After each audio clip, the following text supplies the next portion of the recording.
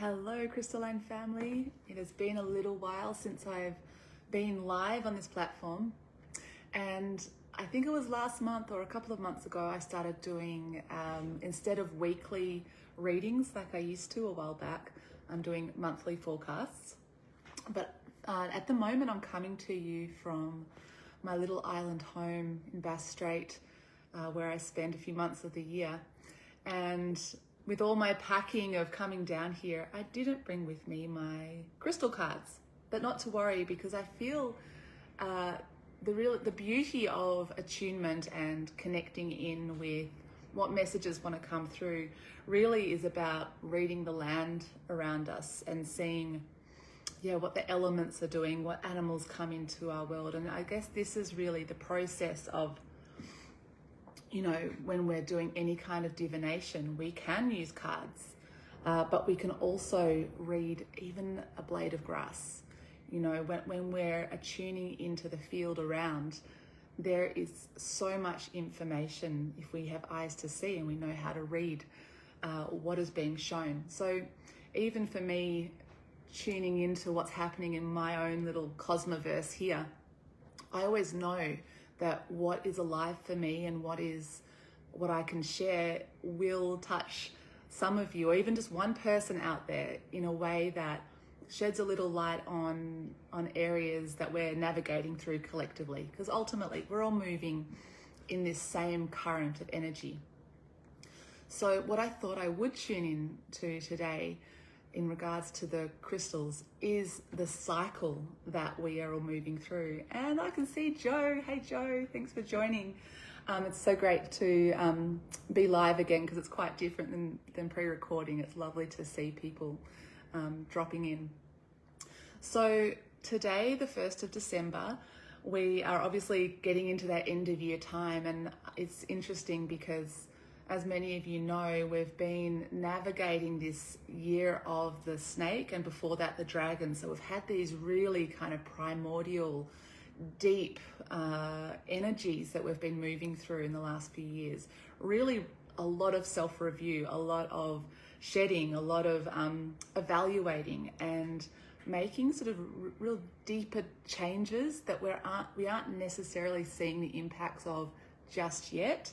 However, 2026 is the year of the horse, and although that doesn't technically click over until February, when the Chinese New Year is, and I often feel that actually the start of the new year is not really until March or April, around Easter time, when we've got that whole cosmic egg of potential that opens through the symbolism of Easter, and also just the astrological alignments. We start that astrological cycle then. However, I am already feeling the energy of the horse moving through. Things feel like finally, I don't know if you guys are feeling this, but finally I'm actually feeling change. I'm feeling momentum. I'm starting to see the seeds that have been germinating over a long, long, long time. It feels like a really long time, are starting to pop their heads up. They're still very much in a period of germination and sprouting, yet I feel by the time we kick into this new year, it'll become very clear what our paths are, even though, we can feel like we're fumbling in the dark sometime. And it's interesting because right now, as of today, we have entered the energy of the ninth sphere collectively. So this is on the Tree of Life, on our crystalline journey through the year.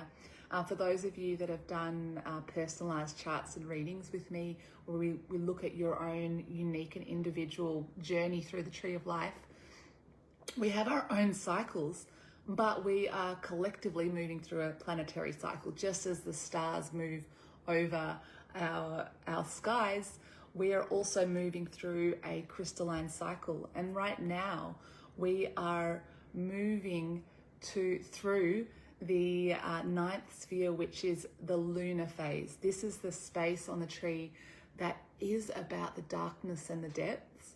So even though here in the Southern Hemisphere, we're coming into winter, there's very hot days, especially, up north where I'm from, in Byron Bay area, a lot of people say it's been cracking weather up there. But here in Tasmania, it's pretty wild actually. It's windy and I've got the fires going.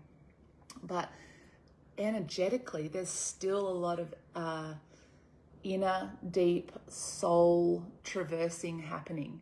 So the energy of Moonstone not only connects in with the moon and the lunar cycles, but our own cycles that we navigate. And whether you're a woman or a man, it doesn't matter. Like obviously Moonstone is connected to the mother goddess. It's connected to the feminine cycles and the pull of the tides, but it's also very much connected into all of our inner lunar phases, which is like the dark space, the fertile soil.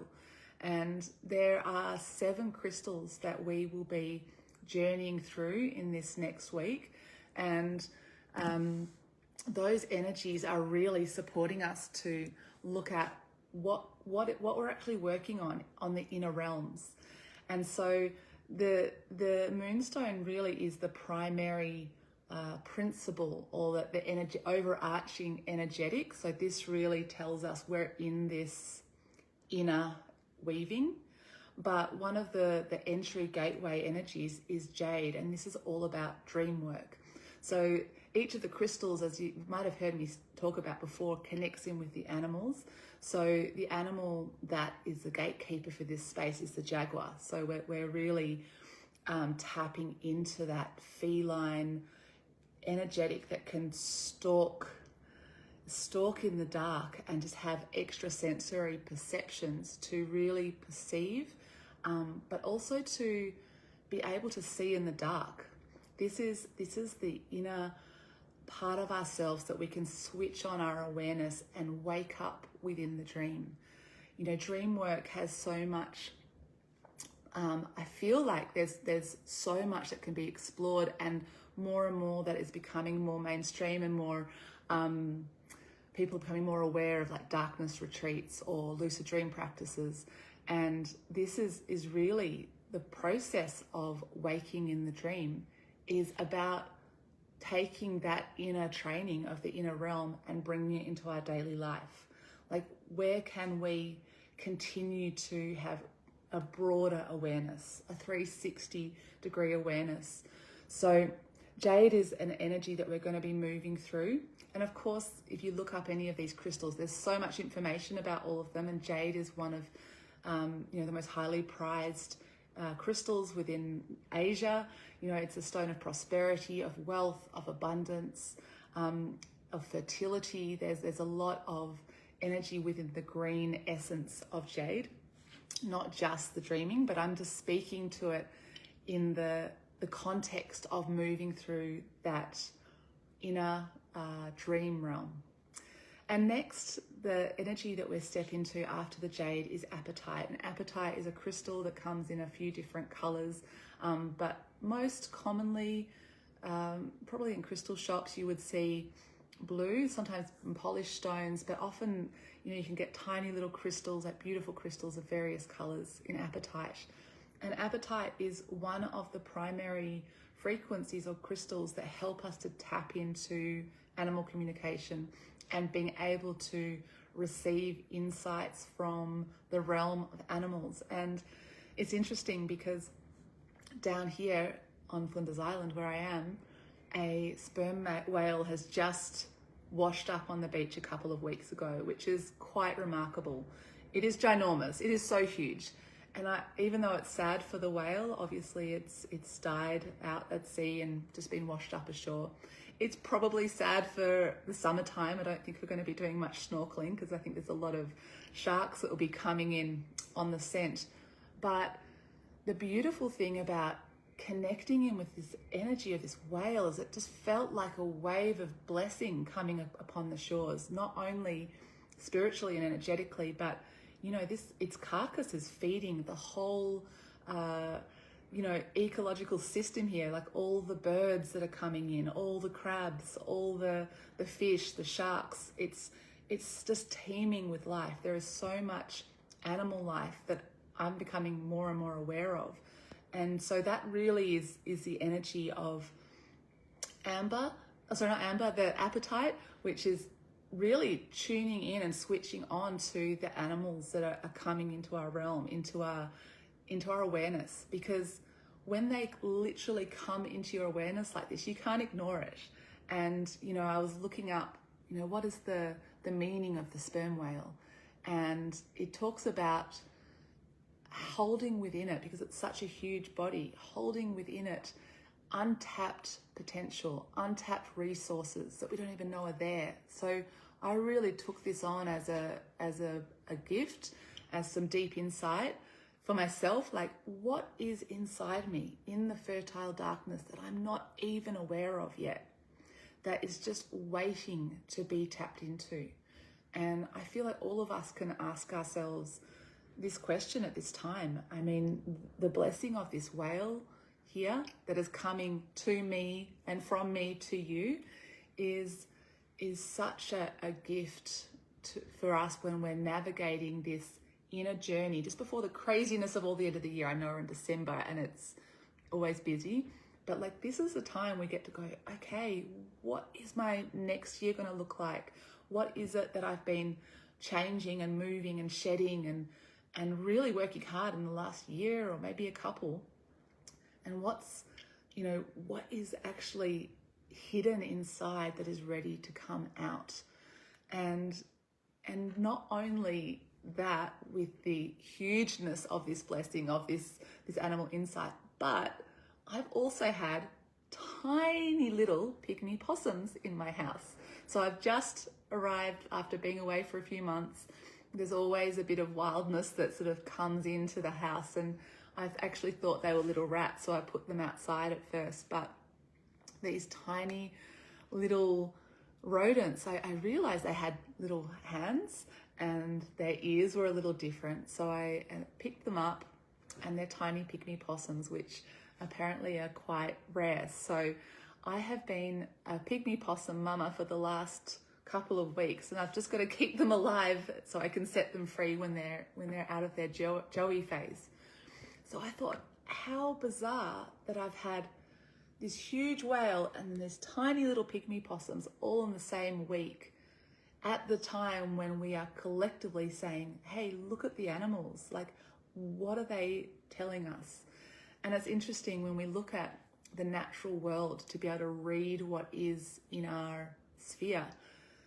The crystals really inform us, like the rocks, the crystals, like at the moment I've got this granite landscape. The rocks really tell us what the innate wisdom is that is within the land, like what wisdom wants to come through, because ultimately they are geometric structures, and anything that is geometrical in structure holds within it a specific bandwidth.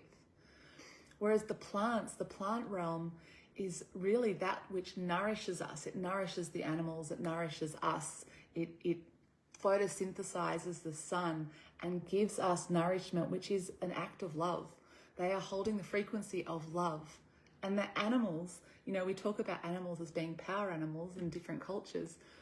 They really help us to tap into their very unique and specific function, because every animal can't be what it's not. It can only be what it was designed to be. It's only us humans that, you know, we can sort of change and adapt and mold ourselves, but really animals are just here to be who they are. And ultimately that's what we're meant to be doing too, by the way.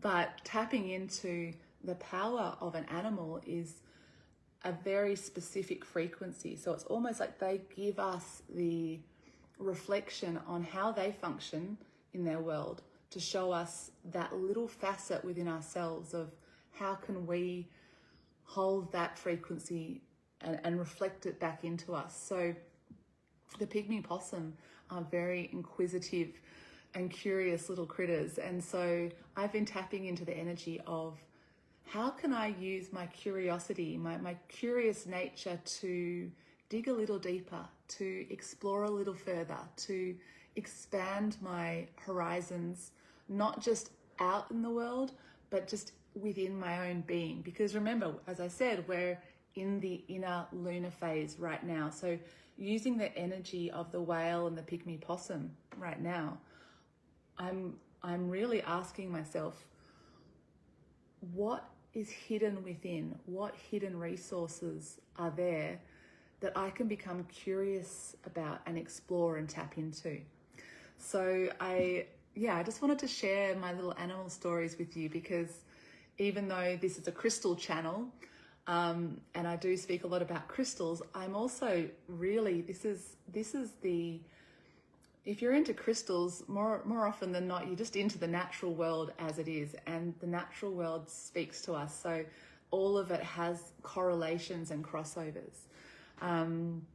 So the next crystal that we have within this inner cycle is amber, and amber is one of my favorites. It's actually one of the stones in my name. So for those of you that have had name readings with me, each of our names hold within it specific crystalline frequencies, and amber is essentially liquefied or solidified sunlight, and often, you know, that sap or resin that's come from the trees has trapped within it little insects as well, and that has crystallized over millions of years.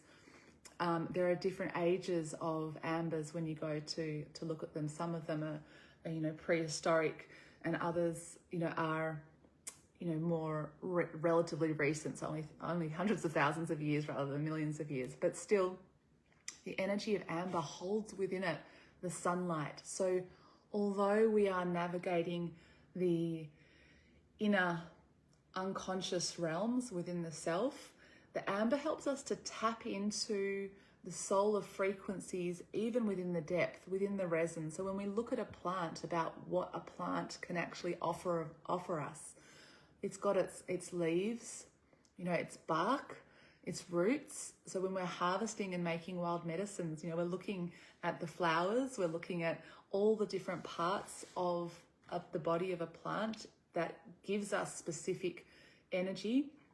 But the resin really is the most potent offering of a plant. The resin is like the sap, the nectar, the crystallized nectar. So this is where we get the opportunity to tap into our own being as, like, where is that nectar? Where is that crystallization of the solar energy that we are, you know, we're walking between the realms of all of these different elemental parts. And to tap into that, even when we're navigating through the unconscious space, really helps us to lighten up a bit, because let's face it, it can be pretty, you know, we can get bogged down when we're doing a lot of the navel gazing stuff, when we're doing a lot of the, what am I doing with my life and what's next, and planning my year ahead. And you know, I think it's really important to really take the opportunity to laugh, take the opportunity to be with friends, and to just lighten up. Any opportunities to bring in that sunlight in its most dense form as a crystallized piece of amber, to be able to access that inner warmth, that inner radiance that has turned itself into physical form. So amber is the stone of laughter. It's often the stone that, you know, it was very popular sort of more in older generations. Probably your grandparents have amber around the house, but it's also given to people that have children to put around their necks for teething, because it has those antiseptic properties and also pain. It's like a pain softener, so to speak. So the energy of amber is definitely one for focusing on as well. So far we've gone through 4 of the 7 crystals that is in this next sphere, and the next one that's coming up is Iolite. So Iolite is a stone that is a beautiful violet color, and it's a stone of the third eye. It's a stone that really activates and awakens our inner sight and our inner seeing. And it's interesting that the correlating animal is the owl. So if we think of the owl, they see in the dark as well, just like the jaguar. You know, they're able to do all their hunting in the darkness of night, and also in absolute stealth. So sometimes we need to actually be in a dark place in order for that inner sight to turn on. So Iolite really helps us to tap into that inner vision, but also tapping into your own dreams. Like, what is it that what vision are you holding? What dream are you holding to create the next steps forward? You know, it all starts within, right? We hold the vision, we see it, we know what we want to work towards. And then as we make the journey from the ninth sphere where we are up the tree before we get into the solar sphere of the sixth sphere, you know, we bring it to the light of day. First, we need to journey over to the emotional and the mental side. So we're coming out of the depths and just really balancing all the parts. We have these ideas, these dreams. How does that feel? How does that look in the world? How can we make that happen? You know, the process of life is a co-creation, right? We have to, we're the ones that hold the dreams, but we have to make steps in the direction that we want to go. And then those steps are then met with other steps. And sometimes doors close. I don't know how many times I've had an idea or tried to make a project work and it didn't. And sometimes, you know, the process of failure and letting go and closing doors, it feels like, you know, you take it personally. But after a while, it's like, that's okay. Like, there are some shoots that are destined to bloom and others that are not, and then that's all right. It's just feeling and reading the energy you put into something and seeing what is meeting you halfway. And I feel like the more we get practice with that without taking it personally, the more that we sink our roots in deep. And in this darkness phase, in this inner reflective phase, we're really strengthening our foundations. So when the one that shoots, the idea that comes up, that we're really feeling like we're on the wave, and that all of the support from all of the elements, from all of the world around us is saying yes, it's those ones that we're really wanting to get behind. So yeah, I think it's really important to be grateful for the failures, be grateful for the things that we've had to close the door on and the things we've had to let go of. And I think we've had to do a lot of that over the last year or two. I know I have, for sure. And the next crystal is Aphophyllite. So Aphophyllite is very appropriate right now because the animal is the horse. And as I said, we're moving into the year of the horse, and I certainly am feeling that momentum already. And Aphophyllite, for those of you that haven't seen, these crystals come in these most beautiful, super clear sort of little pyramid structures naturally. And they really look like clearer than quartz. They do grow in a matrix with other various minerals. Some you can get green Apophyllite, you can with little bits of pink stilbite and other inclusions like calcites around. But the actual crystal Apophyllite is so pure, so clear, and so pyramid-like. They're almost like tiny little spaceships. And it's interesting because this is the energy of astral travel. This is the energy of being able to use our consciousness and travel without our physical bodies needing to go there. So this again very much harmonizes with the energy of Jade, which is all about the dream work. So Apophyllite and Jade together are the two crystal frequencies that really assist us to work on the inner realms and work in the like being able to travel across the multiverse. The more we train in this space, I mean, it takes there's definitely training that is out there for those of you that are interested. I've got a couple of wonderful friends who run astral travel and lucid dreaming workshops. So, as you can see, I've got another beautiful friend saying hello.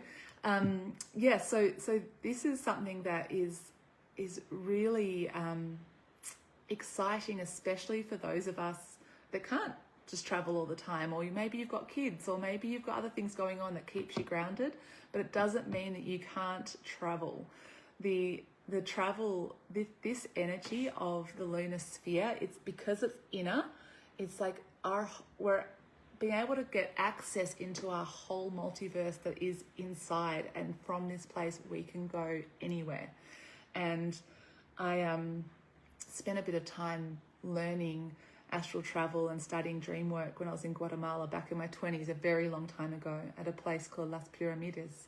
And it's interesting because these dream temples, we slept inside pyramids, and every day the classes were in a giant pyramid. So, you know, part of that training was setting an alarm and waking up every couple of hours. So you sort of come out of your dream state, but then just remember, I need to wake up. But you go back to sleep and you'd be able to wake up inside your dream and just look at your hands.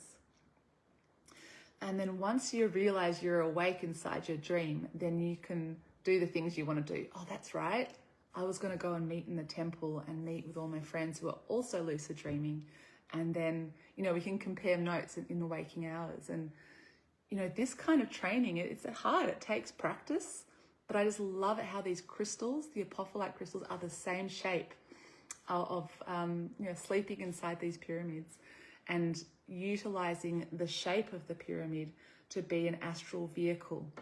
So for those of you that have had Star Child readings with me, I go into the geometry that we have around our field, and all of us have unique geometry based on when we were born, what our directives, our soul directives is, because we all come in with very specific frequencies and soul families, and we navigate these spaces.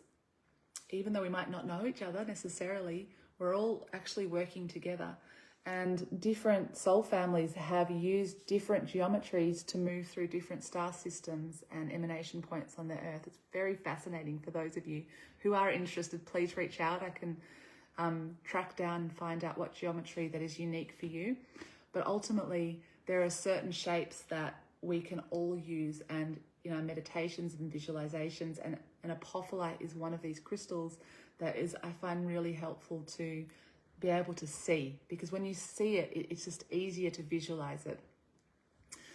So the Year of the Horse is very much tapped in with this astral traveling experience, and with the energies of Apophyllite and Pegasus and you know, unicorns, and that energy, that all those mythical creatures that are about flight and about inner flight. So really beautiful, beautiful frequencies.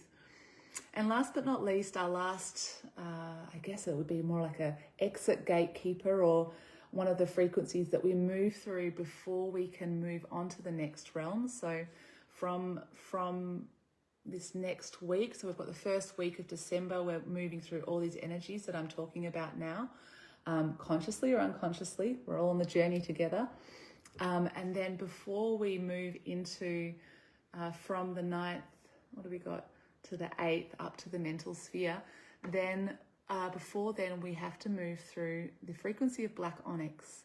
Now, black onyx is one of the master remedy stones for stress.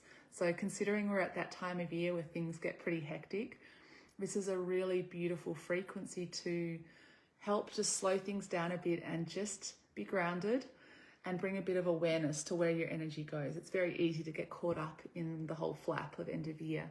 So grounded self-awareness is the energy behind black onyx. And it's also one of the crystals that used to be made into men's rings.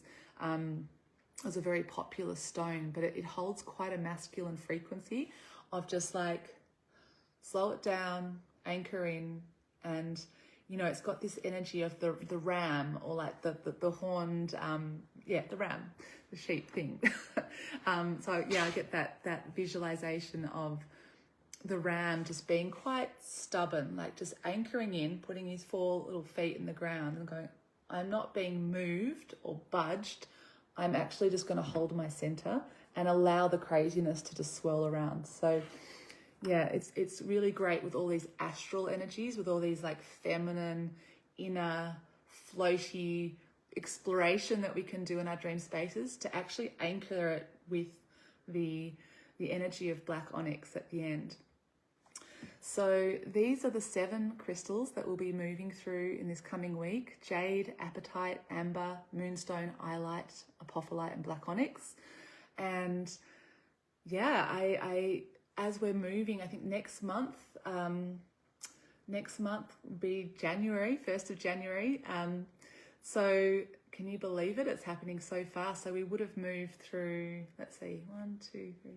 We'll be up into the higher limbs of the tree by January. So we're going to be working in a more higher vibration or frequency or higher movement of energy in January, where we're really going to have that momentum.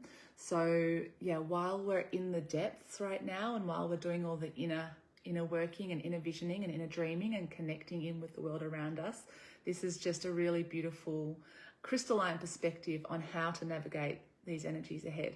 So I hope that was really helpful for you. It's a different format. I'm not reading cards at the moment, but I also have some exciting upcoming events in the new year starting February.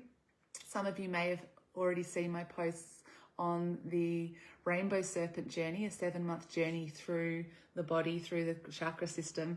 But I'm going to be offering that in workshops in person in Byron Bay, Hinterland. So if you're in the area, keep your eyes out. I'll put some more information out about that soon.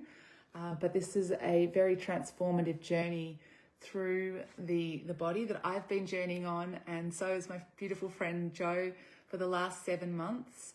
And ultimately, when we're refining our energies and we're going up the body, that is a process of ascension.